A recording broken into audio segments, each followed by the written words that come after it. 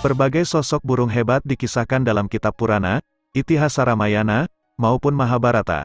Kemampuannya begitu luar biasa, bahkan bisa menyaingi kekuatan para dewa hingga berkedudukan di antara para dewa itu sendiri. Siapa sajakah sosok hebat itu?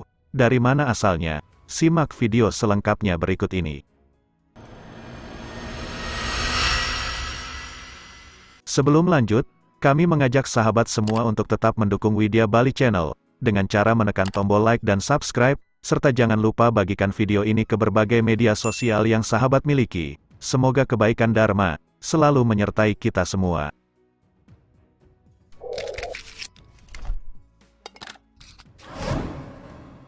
Seperti yang telah kita bahas pada video sebelumnya terkait Resi Kasyapa yang berpasangan dengan 14 putri Daksa, di mana dua yang terakhir bernama Dewi Winata dan Dewi Kadru. Dari setiap dewi pasangan Resi Kasyapa diantaranya memperoleh anugerah istimewa, melalui keturunannya yang menjadi penyeimbang bagi keberlangsungan alam semesta.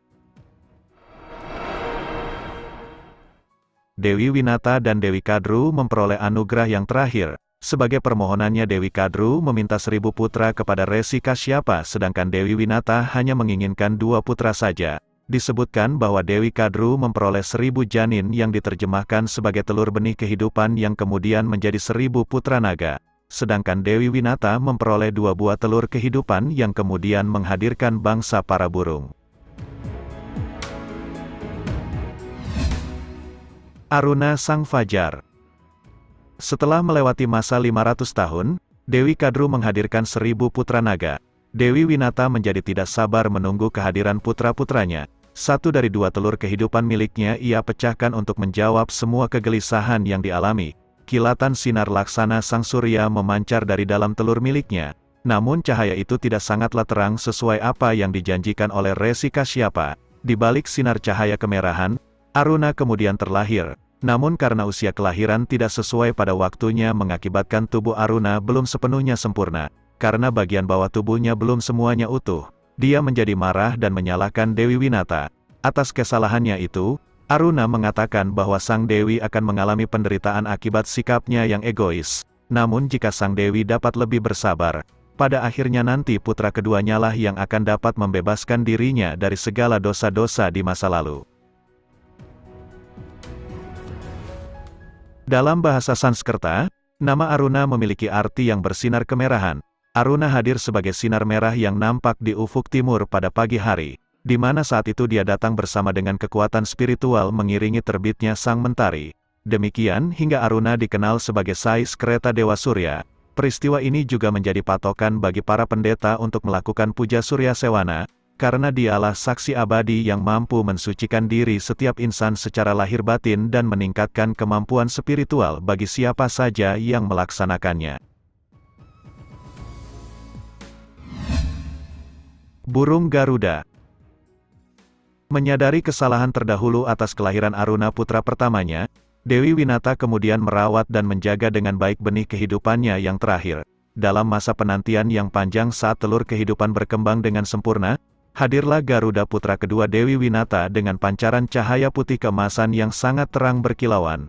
Para dewa mengira bahwa itu adalah Dewa Agni. Tatapan matanya begitu tajam. Dia nampak sebagai sosok selayaknya manusia dengan 2 lengan, tubuhnya berwarna kuning keemasan. Dia memiliki paruh dan kaki seperti burung elang, sayapnya berkilau kemerahan yang terbuka lebar seolah telah siap terbang kemanapun dia inginkan. Garuda yang begitu perkasa menjadi raja dari semua burung. Dalam Rigveda, dia yang digambarkan sebagai dewa surgawi melalui sayapnya. Satapatha Brahmana menyebutkan Garuda sebagai personifikasi dari wujud keberanian. Kitab Mahabharata menyatakan bahwa Garuda adalah yang sangat cepat. Dia yang begitu kuat, dapat berubah wujud menjadi bentuk apapun yang diinginkan dan mampu memasuki setiap alam Triloka. Garuda menunjukkan pengabdian yang begitu luar biasa kepada Dewi Winata. Sesuai dengan apa yang disampaikan oleh Aruna sebelumnya bahwa kelahiran Garuda akan mampu membebaskan segala penderitaan yang dialami Dewi Winata akibat perseteruannya dengan Dewi Kadru beserta para naga. Garuda berusaha membebaskan ibunya dari cengkeraman para naga melalui penukaran nektar keabadian milik para dewa. Dia berusaha keras mencapai tujuannya, hingga sampai ke Indraloka bertempur hebat dengan Dewa Indra. Namun apa yang dilakukan oleh Garuda ternyata lebih hebat lagi. Dengan siasatnya, Dewi Winata mampu dibebaskan dengan nektar keabadian yang masih ada padanya hingga kemudian dapat dikembalikan lagi kepada para dewa. Para naga begitu marah karena telah kalah dan tertipu oleh Garuda hingga permusuhan di antara keduanya tetap abadi. Melalui semua ketulusan, pengorbanan, dan kehebatan Garuda, membuatnya mendapatkan kedudukan tertinggi sebagai wahana Dewa Wisnu.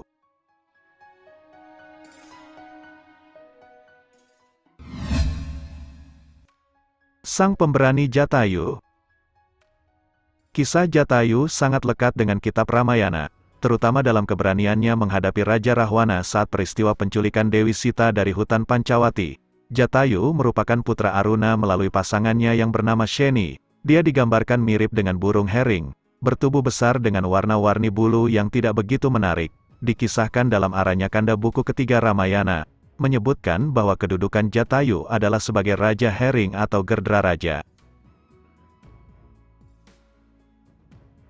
Ketika Sri Rama dan Laksmana sedang menelusuri hutan untuk mencari keberadaan Dewi Sita, tampak seekor burung raksasa dalam keadaan tidak berdaya penuh luka dengan sebelah sayapnya yang telah hilang.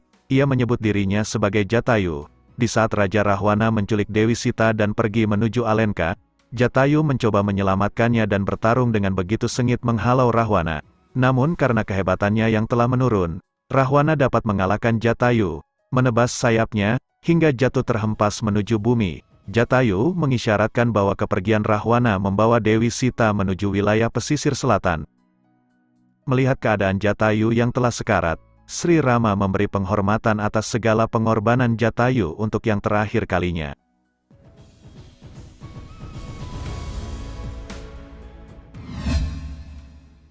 Burung raksasa Sempati. Dalam kitab Purana dan Itihasa Ramayana, Sempati dikenal sebagai putra Garuda dengan saudara lainnya bernama Kapota dan Mayura. Banyak kisah juga mengatakan jika Sempati merupakan saudara dari Jatayu.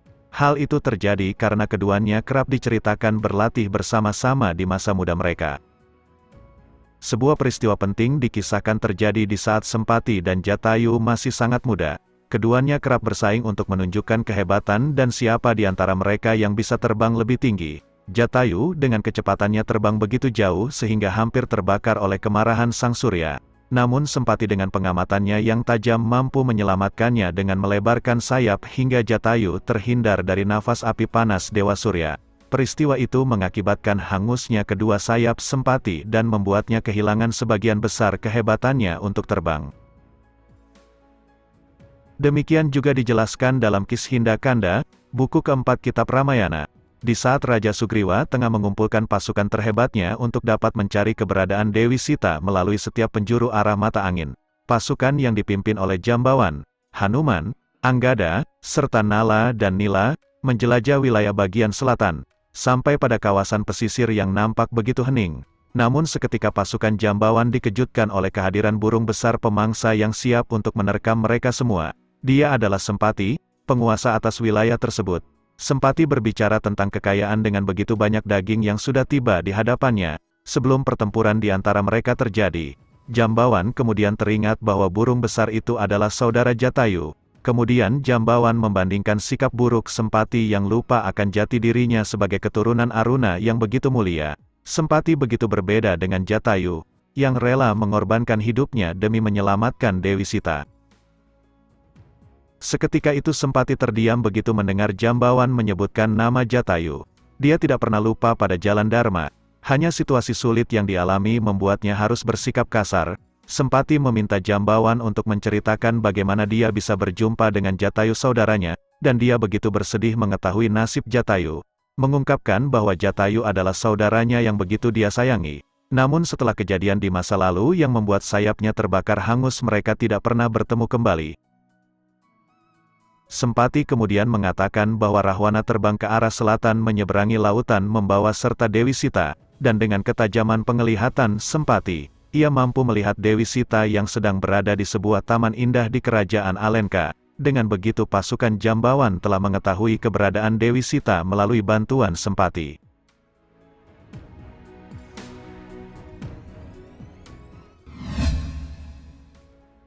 Burung Mayura.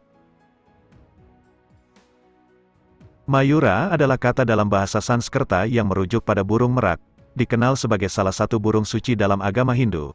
Menurut kisahnya Mayura diciptakan melalui bulu-bulu indah Garuda, maka dari itu dia disebut juga sebagai keturunan Garuda. Eksistensi Mayura sering dapat kita lihat karena kerap digambarkan berada dekat dengan Dewi Laksmi, Mayura Panha yang menjadi simbol penting pada mahkota Sri Kresna. Mayura Aparavani dikenal sebagai wahana Dewa Kartikeya. Mayuresvara merupakan inkarnasi Ganesha, Citra Mehala yang selalu bersama Dewi Saraswati, dan cerita dalam Uttara Kanda Ramayana, menguraikan terkait Dewa Indra yang kewalahan menghadapi Raja Rahwana, kemudian membuat penyamaran di bawah sayap burung merak, lalu diberkati dengan 1000 mata serta keberanian melalui kekuatan bulu-bulu ekornya. Baiklah sahabat, sekian dulu video kita kali ini. Semoga apa yang kami hadirkan dapat bermanfaat. Terima kasih.